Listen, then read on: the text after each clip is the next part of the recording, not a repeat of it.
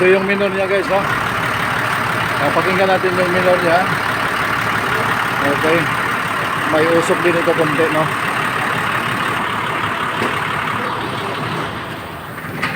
So isang CNHTC or power truck na dump truck, no? Or sino truck ito. So 10 tonners ito guys. Meanwhile, meron din kasabay nito, nakabitan natin isang hino pa rin, no? Na wing van. Okay, so ito guys. Ano tao, masuyot? Ano na ito, mga mekaniko na ito ng ano ng ni Mr. Chu, no?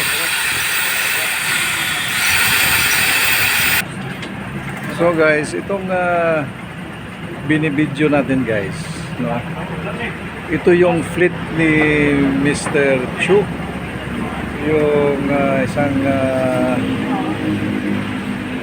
businessman dito na negosyo ay copra buying, at saka meron din silang shipping lines, no? Saka trucking services. So ang pinapakita lang namin dito guys, na maramihan na ang kinakabitan natin dito sa Surigao ng tawag dito, power up fuel combustor. So hindi na natin i-detalye guys kung paano isa-isahin natin yan.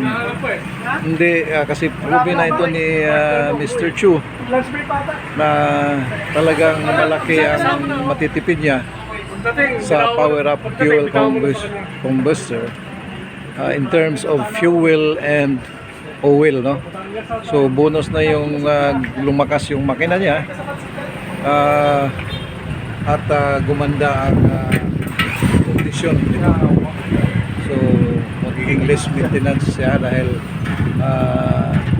sa change oil niya is pwede na siyang once a year, no? So maintain lang natin yung tawag dito, malinis yung oil filter, yung air filter. So yun na lang, no? So yung oil natin hahaba ang buhay. So yan ang isang ang mga nakikita ni Mr. Chu. So na mga benepisyo, no? Or benefits na makukuha natin or makukuha niya sa paggamit ng power up fuel combustor dyan sa mga makina ng mga sasakyan niya.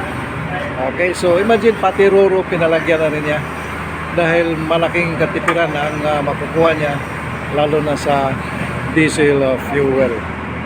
Okay guys, so yan na muna ang ating masasabi ngayon.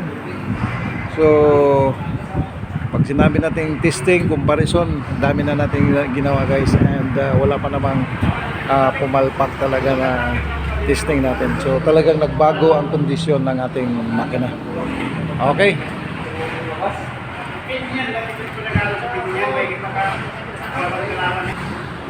So guys, speedy lang muna kayo dyan.